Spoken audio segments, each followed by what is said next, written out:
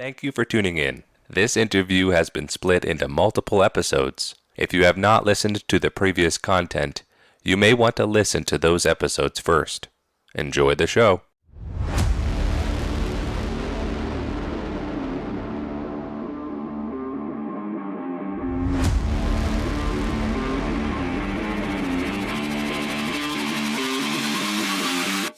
Because Shannon always uses these excuses not to do things. I was like, what the hell? Like, stop it. Like, everybody knows you're the one that makes all the damn decisions. Yep. Well, they don't know that. They think you do. And I was like, oh, stop. Don't quit telling them that then.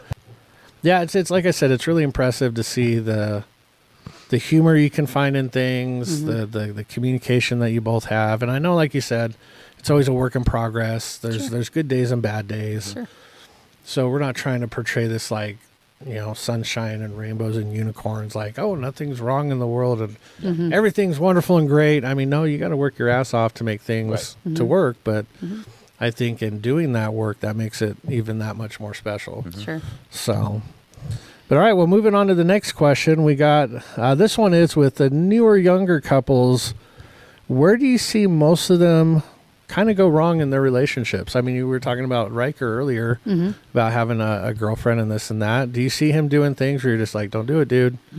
Like, oh, hey, don't veer down that path, or okay, that behavior is going to get to this results, or I let Dad kind of handle that, but I pop in a little bit and I'll be like, if I was your girlfriend and I came to see you and you sat and played video games all day, I'd kind of be pissed. Yeah, we have talks about that quite a bit, and obviously the dad-son talk as well. Yeah. And it's one of those things, make sure you're safe. Yep. Very safe on both sides of the coin. We've had that discussion with Jamin. Yep. And so, it's not an awkward conversation anymore because he's old enough to understand it and things. And so I think that as long as we've talked that way, is this the love of your life? We don't know. It is right now. Right. Yeah. Right now. And there's nothing wrong with that. Yeah. And so the good thing too is I think that if I saw her, in both sides, even if our daughter did the same thing, if I saw either one of them's girlfriend, boyfriend, whatever you want to call it, stop doing the things that their goals, I would have concerns. Yeah. You know what I mean? This young lady that's dating Riker right now, she's interested in becoming a nurse. She's up at Weber State. She's doing some good things that are great. Giddy up.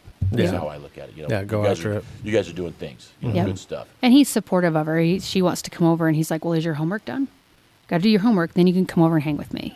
So he's making sure that she's staying with her goals. Video games without her there is probably what the deal is. But anyway. that's a different topic. Exactly. But, we'll make it sound like this. That's better. That's better.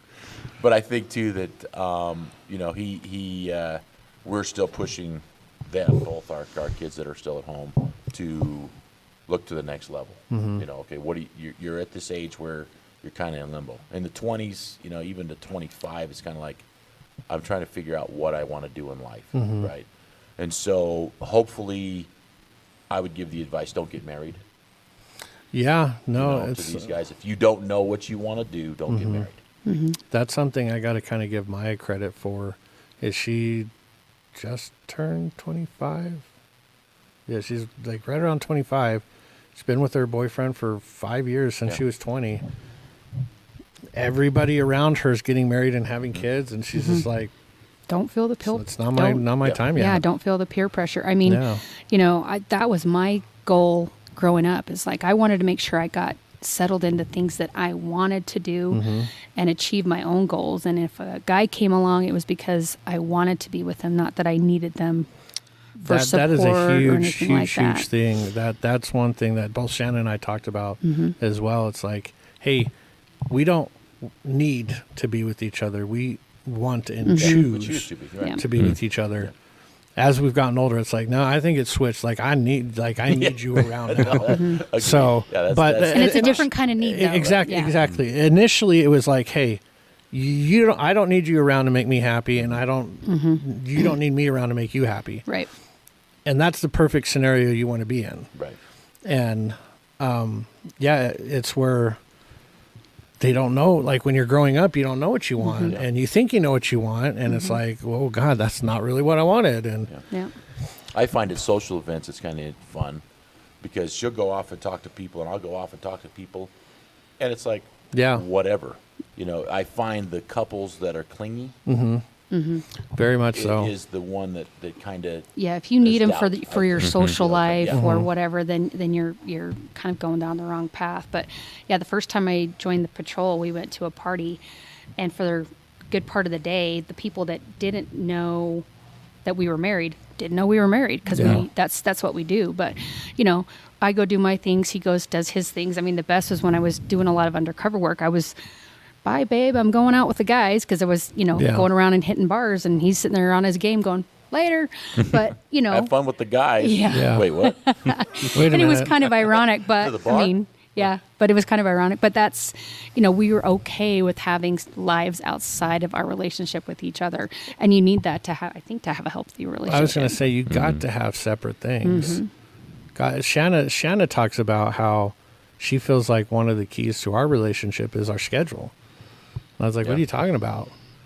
She goes, well, they're kind of opposite. So it allows us to, I have my thing, you have your thing, but then we also have some time together, but it's not like you're drowning in like, Right.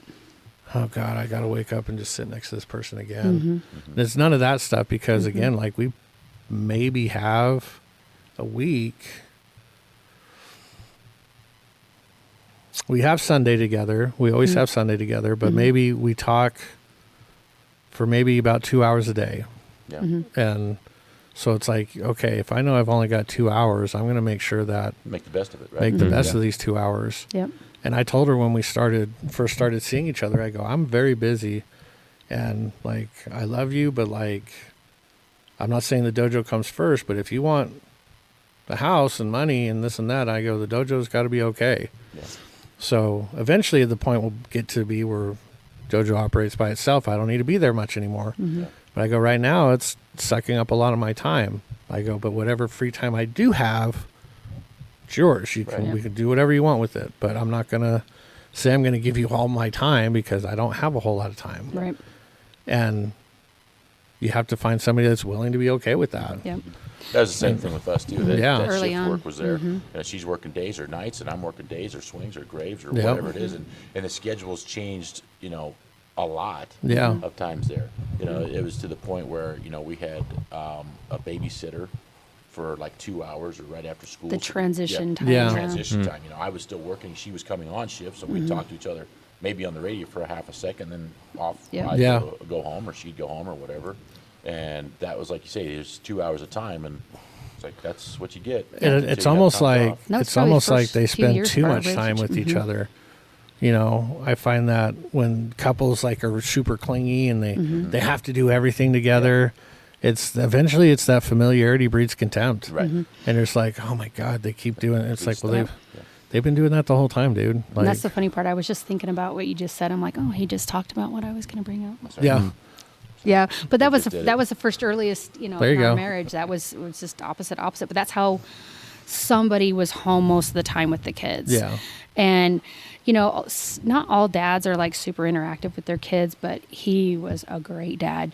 Bathed kids, fed them, Yep. changed diapers, whatever. And the kids have always been really tight with their dad. But he was so good. Well, put I'd be that work working and time graveyards, and into he's it. taking Yeah. yeah. And then Yeah. when we had the new baby, he'd come home about 3:00 in the morning from his DUI shift, and I would just be waking up to feed the baby. He'd be like, I got it, so he would come in and take his turn feeding the baby. It just Yeah. seemed to work out.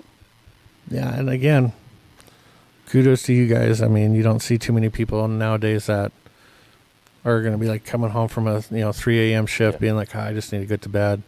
Oh, baby, I got it. Hey, get a couple more hours of sleep. I'll get to bed when I can. Because you know that when you're tired, It makes it worse. yeah, Yeah. and that she'll pay it back. Yeah. When I'm tired and I need a few more hours, she'll help me out too. Yeah. I was watching a video where they were talking about relationships, and they always say, relationships always have to be 50-50. And it's like, that's incorrect. Okay. Ideally, it's 50-50. It ebbs and flows. But there'll be certain times where it's like, I've only got 20%. Like, yeah, I need you to cover the other 80 today. Right. And then there'll be times where it's, hey, your Shannon will be like, I'm man, it's been a rough day, and it's like, okay, so I gotta step up and cover whatever it is that she feels like she can't operate with. Yeah, he used to be really good. If that when the kids were little, and I always liked my bubble baths, and I get a book, and and as soon as the kids come trying to, he's like, nope, mommy's time, and he would close the door and wouldn't let the kids. So he gave me your time, my time, and it was fabulous. And everybody needs that little bit of time. So, right, okay. Moving on to the last question is. Will we be seeing any kind of RoboCops or Skynet soon? Wow. You guys being in law enforcement. Are we going reactive law or more like Oracle style predicting crimes before they happen law? I don't think we're going to be like Demolition Man or anything like that. Anything like that would happen. Simply because, they talk about the drones and they talk about the military and things like that. If anything, I would think that the military would be the first to go do that type of thing. Just because there's so much more death, you know what I mean, to the actual war and stuff like that. War, and things. Right now they're already they're talking about airplanes that are going to be the drones. Yeah. Also full-size bomber airplanes that are going to be. So taking pilots out of it. Yeah, taking pilots out of it, kind of thing. Yeah, but I don't think you'll ever be able to take the human element out of police work. I mean, there's got to be somebody with common sense and a thinking capability, not a black and white. Because a lot of people get into law enforcement thinking it's black and white, and then they realize there's a lot of gray area in there. Lots of and you can't right now bring in artificial intelligence that understands that gray area. So, you really have to have some kind of a human element to it. And I think sometimes that's where people get confused, in that they think that once you're a police officer and you're trained that you are a robot and you make no mistakes. And it's like, we still are human. We still have feelings. We still, but a lot of times you want that human analyzing, okay, is this a great idea or not? Or how can I do this different, versus just a laid out patent, this is how you would react to this situation, no questions asked. The outfit that you showed me the other day online, that would be really kind of cool. But then again, how easy is that? You're talking Iron Man type of outfit or something like that. Yeah. That'd be super cool. But I think there would still be a human inside of it if they ever did it. Still be, that's the only thing that I could really see. Yeah. I'm looking. I mean, they were saying in the in the 20s and 30s that we were going to have flying cars in the 2000s, right? Yeah, that's No. They're invisible flying cars, actually. Yeah. They're invisible flying No, cars. they're invisible now. Yeah. That's why I can't see them. That's why we can't see them. Yeah. because Wonder Woman took them all. Yeah. An invisible jet. Yeah. I want one of those. I don't have one of those yet. But do you feel like, as playing devil's advocate, do you feel like that human element gets people in trouble? I would rather have the human element. Right. And like I said, people, when stuff happens with law enforcement, and it could happen in some other state and not even be connected to us, but people are under the misnomer that all officers are the same. We all know each other. We're all trained exactly the same. And a lot of times you'll find that people get upset about things because things didn't happen or things did happen. And somewhere in there, maybe somebody made a choice that was probably not the right choice. But I've got half a second to make a decision, a life or death decision, whether it's for me or for you. And if it doesn't work out, I don't have I don't have a do-over. I don't get another life on the game or anything like that. I've got to make the decision based on the knowledge I have at the time, the training I have, and what I think is going to be the best outcome. And that all has to come in fractions of a second. Yeah. Because if you look at data entry, if a mistake is made, who made the mistake? The human, right? Yeah. Kind of thing. The computer didn't make that mistake. So even as a robot, if it was a law enforcement officer or something like that, there's still human action that's going to be taking place there. So black and white, that would be, I think, worse. And I agree. Law enforcement side of things, there are black and white laws that are out there, kind of thing. Look, I don't have a choice but to arrest you because you did whatever you did. And the law says I shall arrest you. I shall arrest you. Not should, can, would, may. Yeah, I mean, I think a lot shall. more. I think a lot more people would get hurt. Yeah, with AI, because let's say they pull up on a scene and some dude's got a stick and it's like trying to hit somebody else. Yeah. Bam. But he didn't know that 2 seconds later the dude just took the stick from the other guy that was beating him for 10 minutes. Yeah. That's like, Yep. okay, that's where Yep. Yeah, and then the second part of it is, if so, what do we do?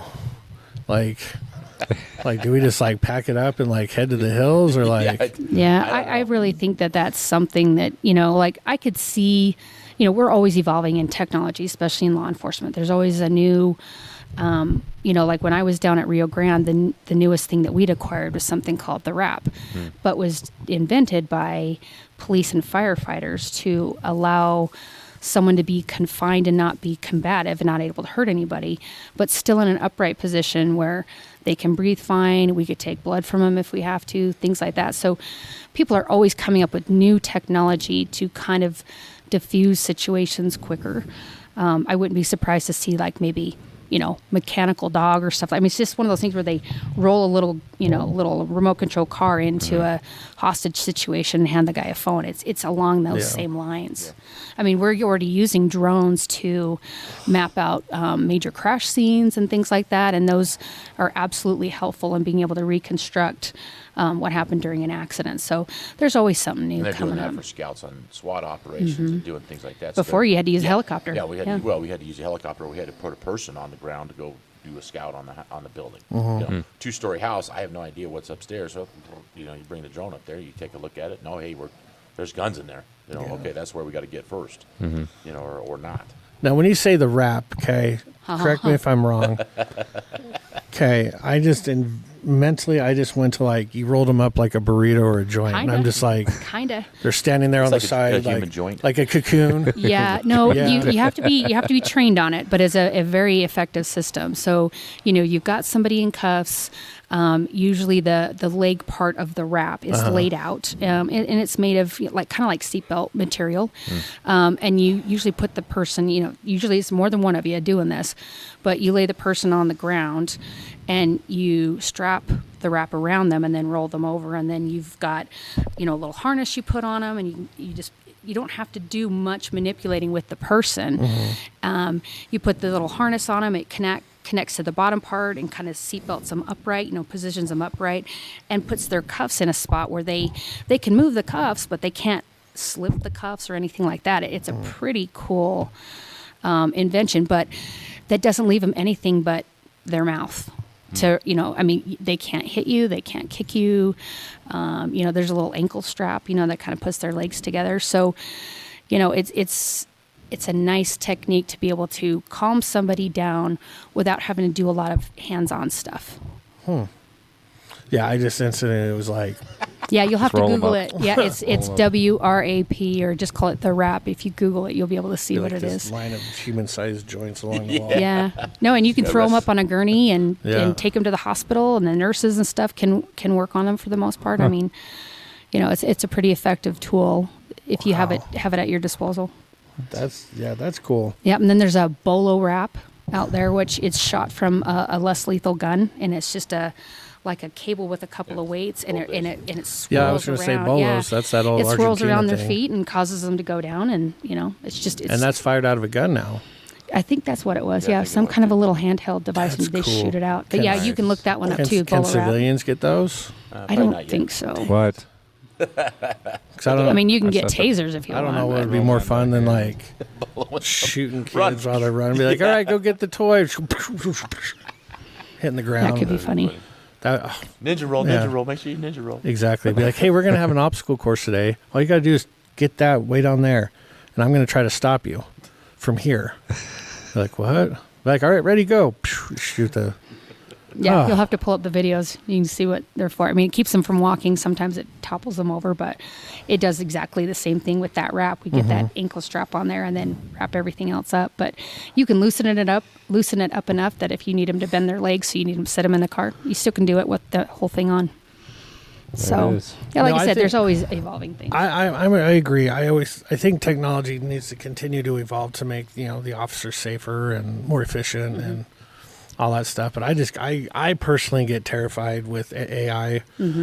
It scares me. I don't like where it's going, and it's like. Well, I can tell you, we're already. I mean, in my line of work now, I'm in charge of all the policies, and we already are developing policies on the use of AI. And I think a lot of it right now is maybe using it in investigative work, using it for reports, things like that. But it's inching in, and Yeah. we're already having to create policies on its use and how it will be used. Wow. And the crazy thing is like Elon said it on a show. He goes, computers don't forget. Yeah. And it's like, oh my God, you just said that. And Neither that do statement, women, but, that's true. That's true. But that statement scared me. I was like, Yeah. oh my gosh.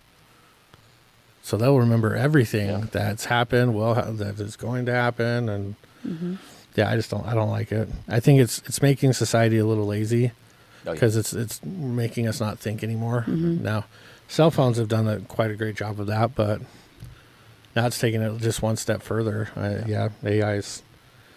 I think we're kind of going a little faster than we should with that sort of stuff. Yeah. So, And like I said, I think the military would probably be the first. I mean, we're already starting to go that way. We as in the U.S. is starting to go that way with the pilot programs and things like that. As far as ground troops go, I don't know. There's still somebody controlling that plane. Regardless of what it is, there's still somebody a human still. From your desk, you're controlling the plane that's out in the field and things. So there's still a human element that's there. And I'd rather follow a human than a robot telling me what to do. Yeah, you know? well, not only that, but just the simple fact that if the robots were the one making this decision, that decision could be made in nanoseconds, but is it the right decision that's there? And you said they don't forget. yeah. Right, but what experience did they learn from it, good or bad? No, they evolve and learn too. Yeah. Yeah, and that's the scary part. Yeah. Because I've even heard that there's been two sets of computer programs that are talking to each other and creating their own language, so nobody knows what they're talking about. Yeah, that's kind of creepy. And I'm like, okay, I would take that thing outside and blow it up. Yeah, it's done. Like, We're done. boop, gone.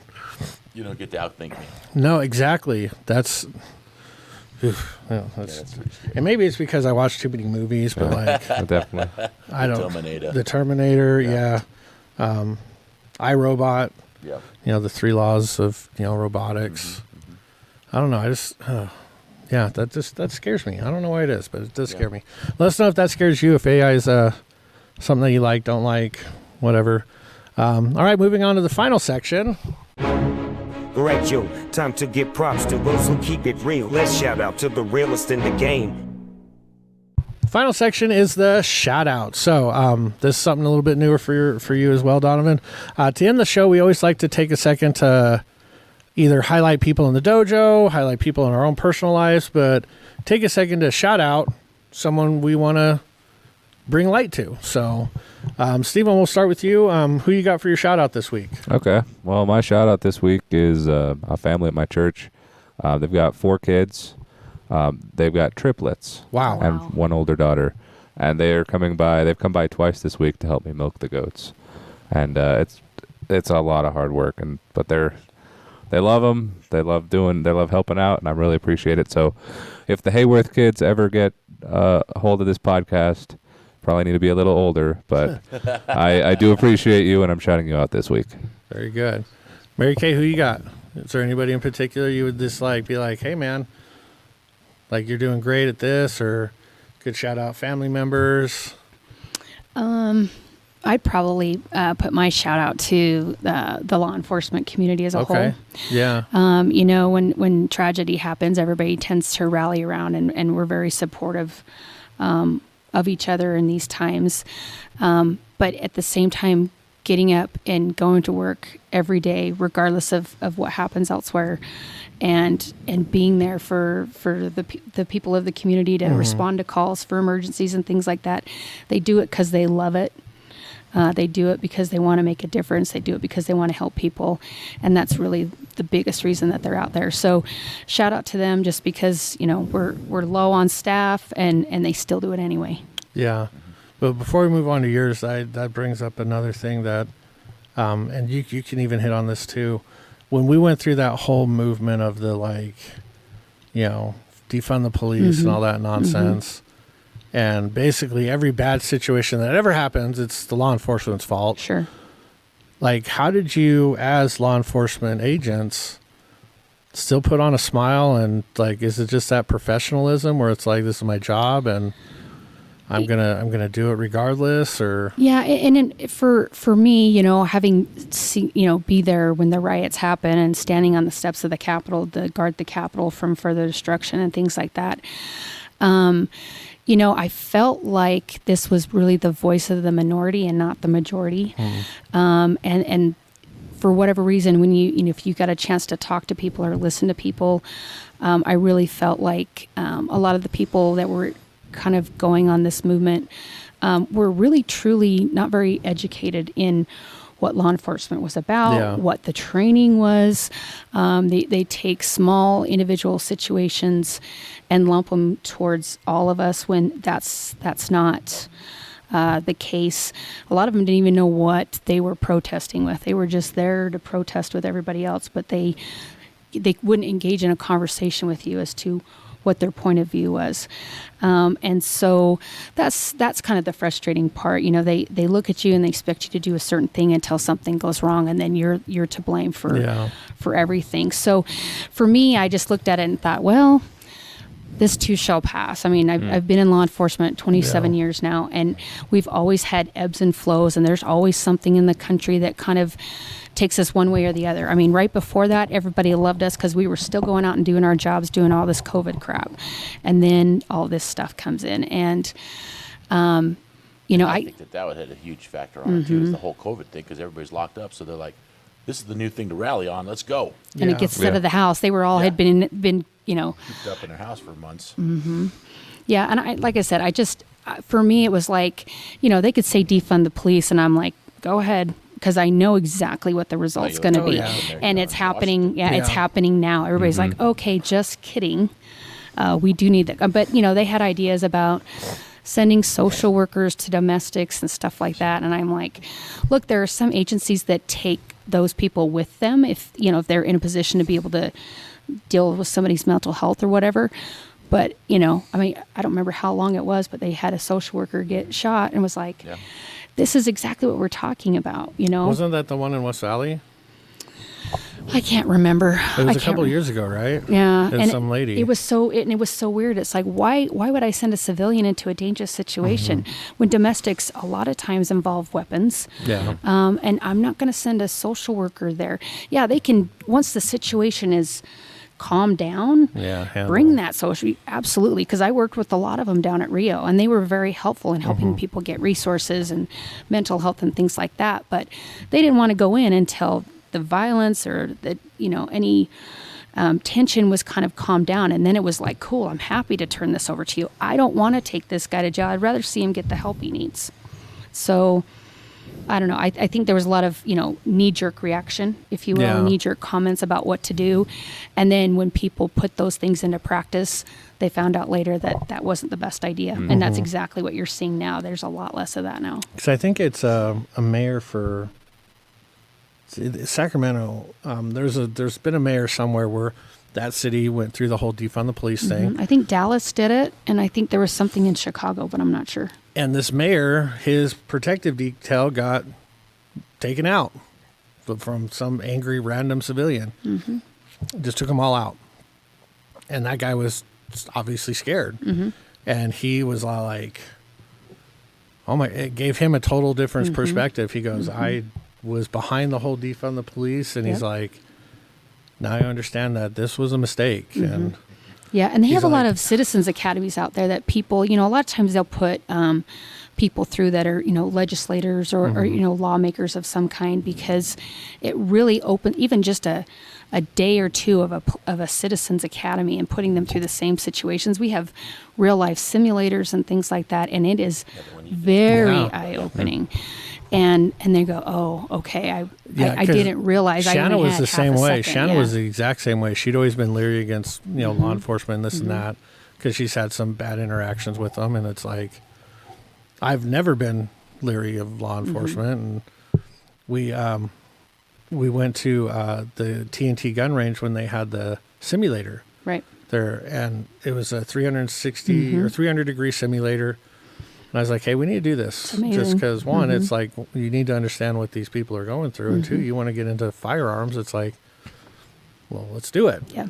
That first go, like, we did it like 2 or 3 times. I loved it. I thought it was great. It was a lot of fun. And it's intense. It's intense. the most real life thing you can go through. It's crazy because the people behind the computer are the ones. They can change it. Yeah, and you have no different idea. every single time. Yeah. The first time we did it, you're standing in the middle and it goes dark. And then you hear the dispatcher. And then you start thinking, you're like, oh, shit, I forgot what they said. And that's the first thing that went through my head. I'm like, What are we talking about? oh, God, where are we going? Yeah. Like, and then I'm just like, okay, that's number one. Yeah, that's 50% of our calls. I Exactly. have no idea what I'm going into. Yeah. Yeah, and then they forget, like you hear it and you're just like processing what was told and then trying to figure out what's going on. And there's that delay and you're like, oh God, I'm going to an active shooter. Like, what? Now I've got to clear a building that's dark and all I have is a gun with a light on it. Yeah, and then so that first time we did that was like, Shanna was like, I completely understand. Like, I have a lot more respect for people that are on the job. If in it law was enforcement. possible for everybody to have their own experience, on that way, I think there would be a different perspective. Maya went through a class. Her senior year in high school was a law enforcement class. And she came back and she's like, Mark, I had no idea what was going on and like the crap that these guys go through. And I'm like, yeah. Because again, they kind of always were like, very like, keep cops at like arm's distance because, they're bad and they're not, but like, whatever. So they always had this like healthy fear of law enforcement because, when cops show up, usually something bad is going to happen to somebody. Whether or not it was deserved or not, that's what happens. Like, cops show up, something bad's happening. Right. Okay. So when she took that class, it was like, that was her eye opening. She's all like, oh my God, like, I'll never say anything bad about cops ever again. Yeah. We just don't show up randomly. We show up because somebody is called for help. Yeah. And we do the best what we can when we're there within the law, within policy. You look at these most recent protests at the universities and stuff like that, and the only thing you're hearing about is how the cops were rough and it was unnecessary, and you get some splice of video that makes them look bad, and you have no idea that they've been throwing rocks and buckets and water bottles and all kinds of things, and the officers are standing there taking it and they're being asked to leave, but they're going within their means saying, okay, we've got to put out for at least an hour that they need to disperse by this time, and if they don't, we'll be affecting arrests. Yeah. Yeah. And then, people fight, and, they get really brazen when they're in a group. Yeah. Like gang mentality is what it is. Yeah, that mob mentality. One person's tough, but with a group of you, you're all tough. That much tough, right? Yeah. And so, like I said, we don't just randomly go out and start, beating the crap out of people. It's you're getting it out of context. And one of the things in the training is, in the riot control training, is find the instigator. Oh, find the that's leader. The guy that we take out. Find the leader. The circle that goes out and there that usually and lets the air out of everything. Yeah. So, it's cutting the head off the snake. Exactly. Yeah. Yep. And as far as, I feel bad for people that have had a negative experience. And a lot of times, just like any other business, you always got that one guy who's kind of a jerk. Yeah. And we have them in law enforcement too. Yep. They're everywhere. No, unfortunately. So somebody has one bad experience and they just happen to get that guy. And of course, everybody hears about it, but you could probably do a poll and find out, no, I was treated fairly. And, and you would find that that's probably more so. You just don't hear about it as much. And that may be the side that if the RoboCop thing were real, you'd probably get more complaints. Well, that'd be huge. People would be totally griping about that. Oh my gosh, they came in, they had no personality, they had nothing. Yeah. They didn't want to hear me. They didn't want to hear my explanations. Exactly. Nothing. Yeah. And it was interesting because when you talk about, when we were just saying that, you show up to a scene, you get called somewhere that something is not right. Like, because before I started teaching full time, the whole point of me getting into martial arts was to join the post. And then as I was getting into training more and then looking at the police academy and then, martial arts training and police academy, I had to start to literally talking to myself, where can I make more of a difference in people? And ultimately, obviously, I chose the martial arts, not saying that law enforcement doesn't make a difference in people, but law enforcement gets called after the fact, unfortunately. So now you're coming into something that's already happened. And you've got to sort it out when you get there. Exactly. And then you got to figure out what's going on versus hopefully I can train somebody to stop it from happening so law enforcement doesn't come. Yeah. And it's funny, I was actually talking to a new student about this, and he said the greatest phrase ever, and I'm using it all over the place. It's like, you become your own first responder. Yes. And I was like, Wow. say that again? Yeah. And I was like, that is brilliant. It's, you have to learn how to take care of yourself first. And I would say that's why martial arts a lot of times is a really good foundation, because it gives you the confidence to know that you can protect yourself. Exactly. And then you go into a career like this, you're like, okay, I got this background. I know I can do this, so I can do anything else that they throw at me. But yeah, it's when it comes to teaching martial arts versus police, they're really very similar in that you're preparing people for life in martial arts. You're preparing them to deal with hard things. I mean, Donavan has people in his classes that have never been punched or ever in a fight or anything.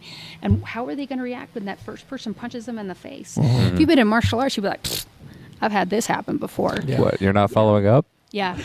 What happened? Well, and you get to see Just what? you get to see how these people progress in life. So you kind of see how you make a difference. In law enforcement, you don't, but every once in a while you do. I mean, I had a homeless guy approach me while I was down there working at Rio Grande, and he said, "Sergeant Lucas, do you recognize me?" And I said, "Sorry, I don't." And the reason I didn't is because he told me, he says, "You saved my life." And I said, what are you talking about? He says, "Do you remember you arrested me? I was on the side of the Jordan River in the middle of winter, and I was getting ready to shoot up, and you and then other guys showed up and arrested me and took me to jail." And he says, "And I did a year in jail, and I got clean."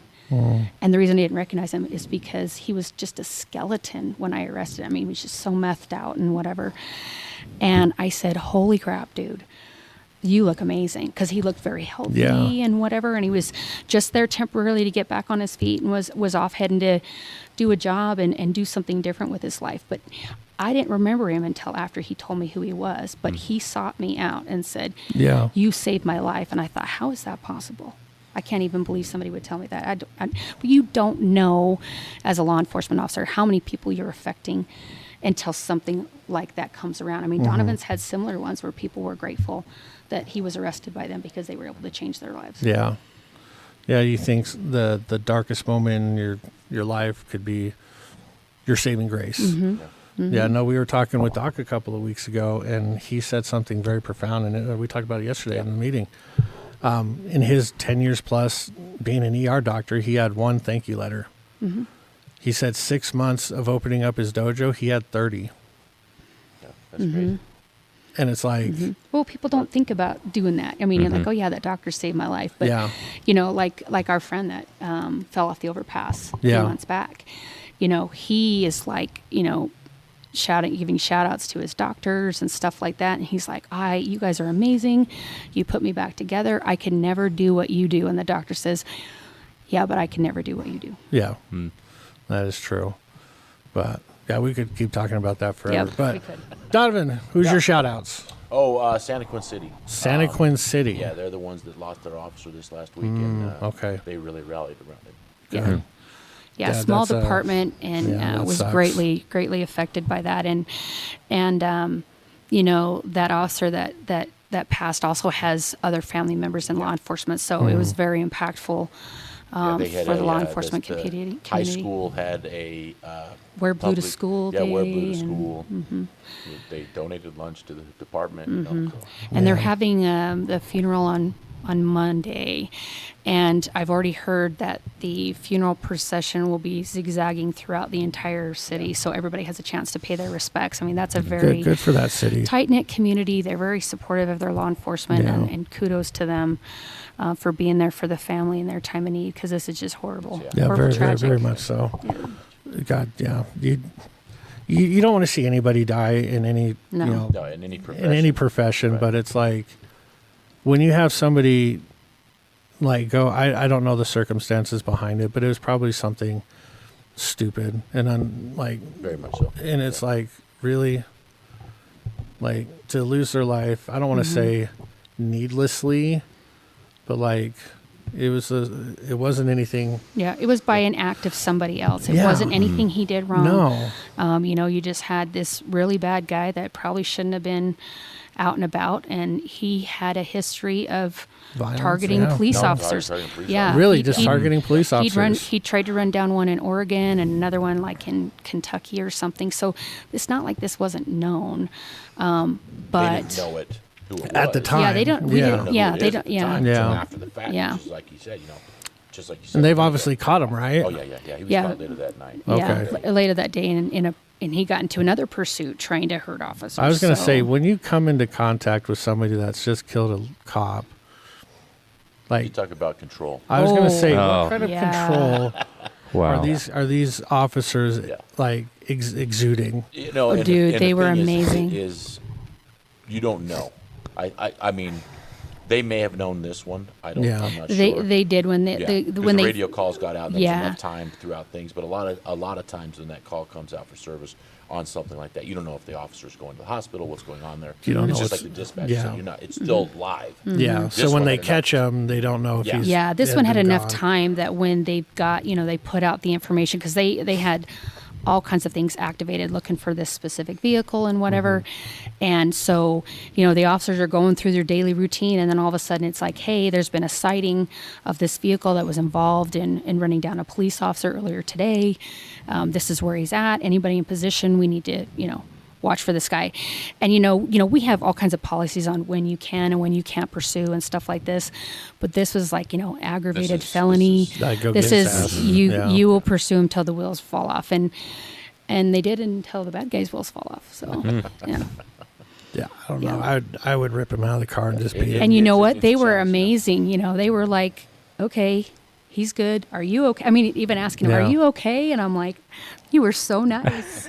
I would not be I would that have. I nice. would have been really restraining but myself. you really have Yeah. to check Yeah. yourself. You know what I mean? And that's that same thing where we talk about active gunmen. You said you did that scenario, things like that. The active gunman, when I was helping teach that type of thing, you just walk through this school of teenagers, kids, whatever it is. There's 20, 30, 40 of them dead. Or The guy- injured. Yeah, or injured and crying out for help. And they throw their gun down and surrender. We have to teach that you don't dump that guy.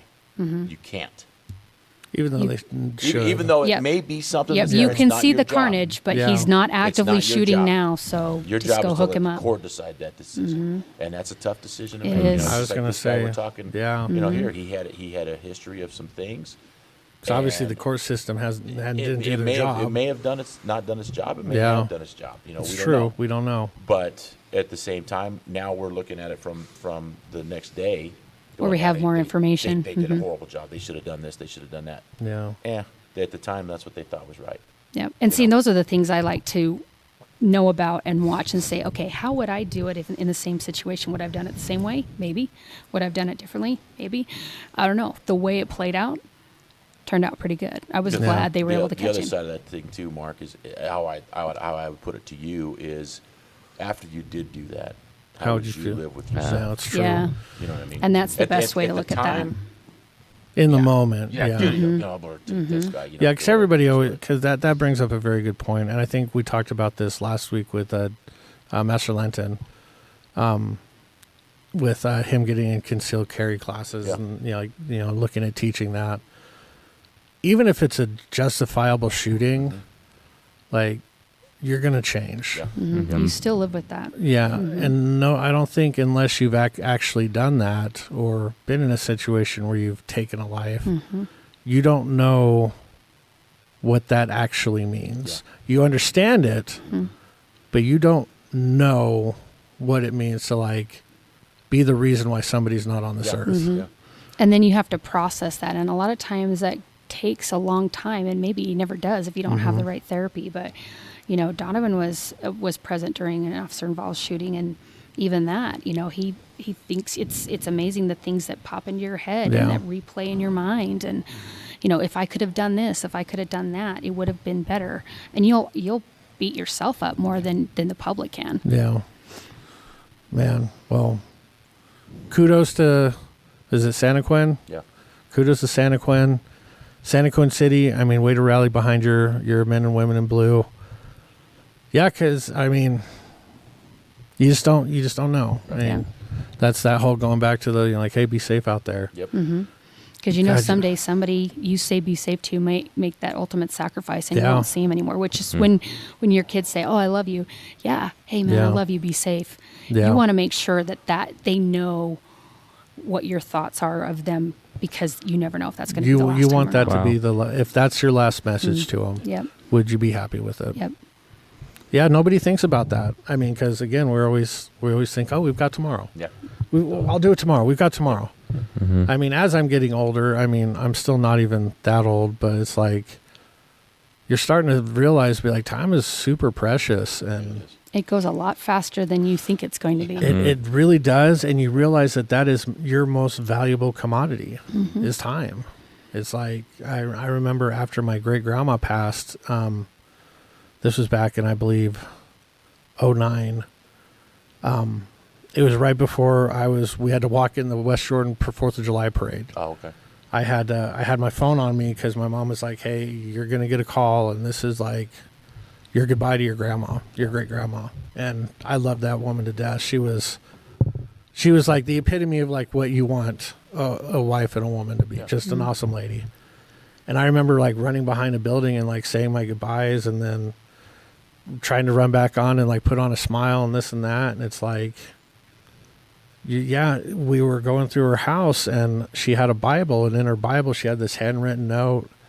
And I try to live that as best I can. It's like whatever I do today is going to be important because it's going to cost me a day of my life. And it's like when really you put profound, when you put it in perspectives, like, hey, if you're going to do something today, you do realize that there's an exchange for that. Yep. And that exchange is one day is gone from you. Yep. And we always think of it in terms of like monetary. Be like, oh, well, I give my time, I get money. Then I saw another video where it's like, okay, I'm going to give you, what do they say? $3.65 million. Okay. For in clear, I'm going to give you $3.65 million. But you can't wake up tomorrow. Wow. Like, what do you want? Because that's basically like, you know, it was like giving them $1 million a day. And they're like, but you can't wake up tomorrow. They're like, no, I'll wake up tomorrow. So it's like the money's not. It's not worth it. No, it's really not. We need it. It's an important factor, but like time is where it's at. And so for my shout out, and it's kind of a time-based thing too. It's my grandpa. He turned 100 years old yesterday. No Oh, way. wow. That's 100 awesome. years old.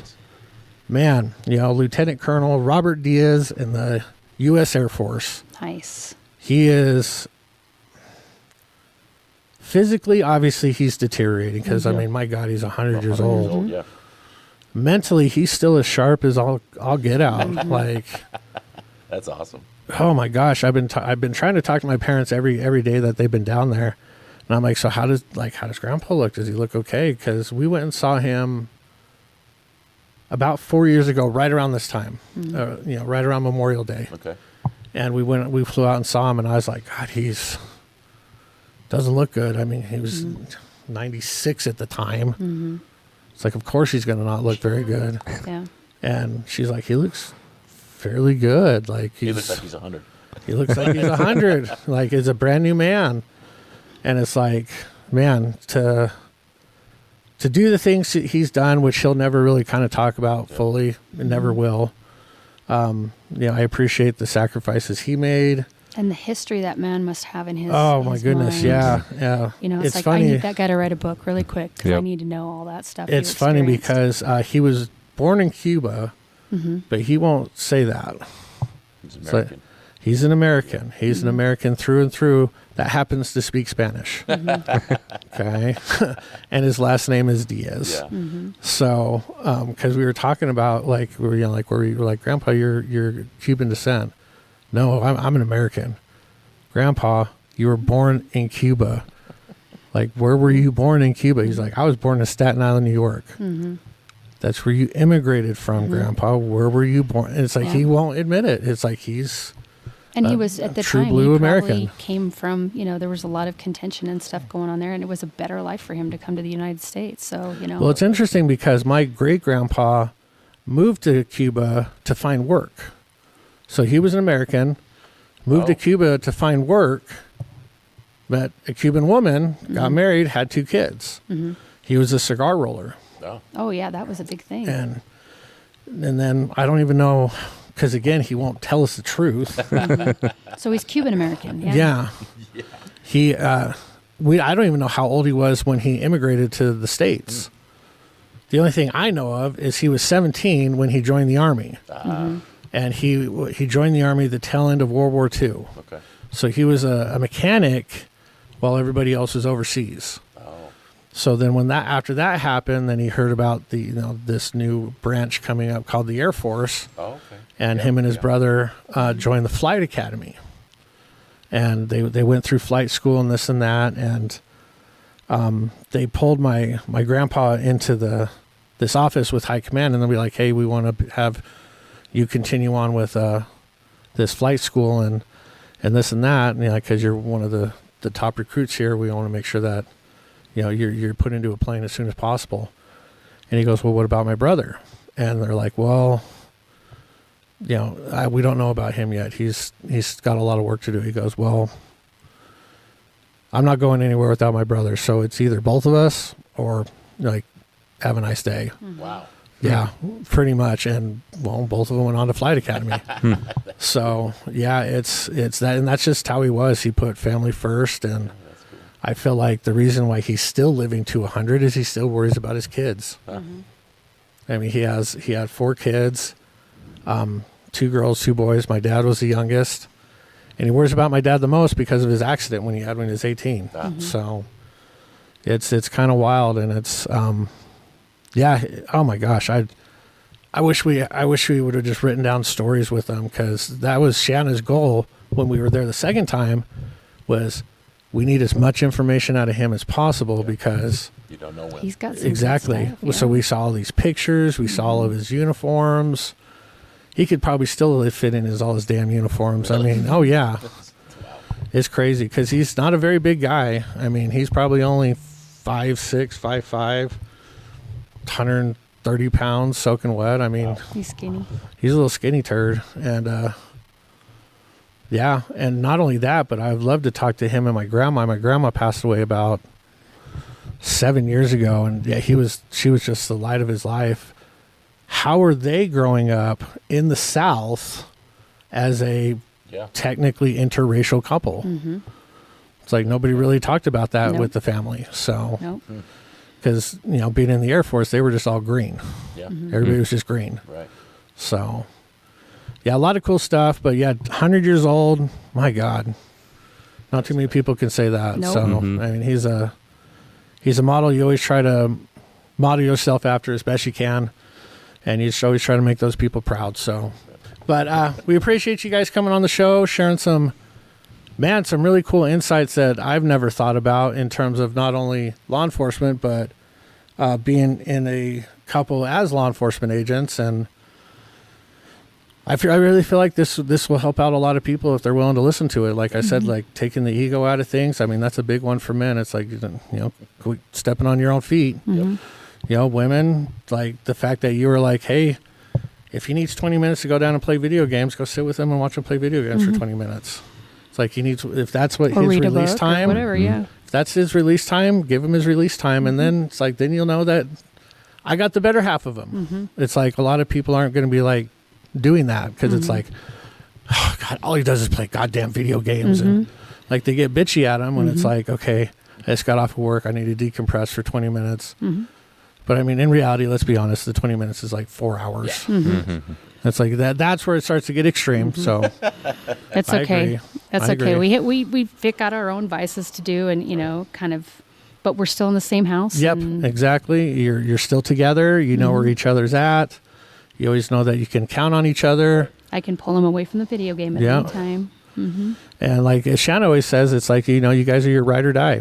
It's like the second you need something, boom, you know that person's right there with you. Yep. Right. And hopefully I wish for everybody that they're able to find that ride or die person for them. I mean, I feel very lucky that I feel like I found mine.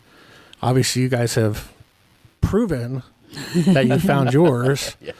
And not only have you proven it, but it's like you've been hardened by steel. Yeah. It's like you've been tempered and forged. Right. And it's like, okay, now you guys are a formidable weapon. Yeah. Yep. So, congratulations on that. You guys have great kids, great family. You know, I feel very honored to know both of you and to feel like I can call you guys friends. And if I needed something, I could call you. I mean, hell, you guys helped me put together the dojo here. Yeah, we did. You're the only people outside of one other person that came and helped. Yeah. It's like, those sons of bitches. But that's all right. I really appreciate you. So thank you for coming on the show. We'll have you come by some other time and kind of do a week or month yearly check-in or something with you guys. See how the AI stuff's going, and see if we're still married. We haven't kissed each other up exactly.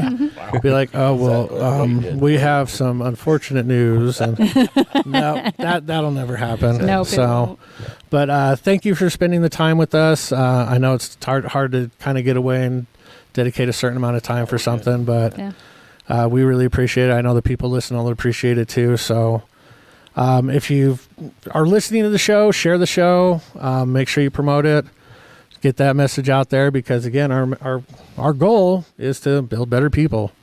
So if we can do that with relationships, great. If we can do that through karate, great. If we can do that through being law enforcement, great. I mean, that's the goal, is building better people. So share the show. Make sure you tell everybody about it so we can get some traction out there and build better people. So thank you for spending the time with us, guys, and kick it with us next time. Bye, everyone.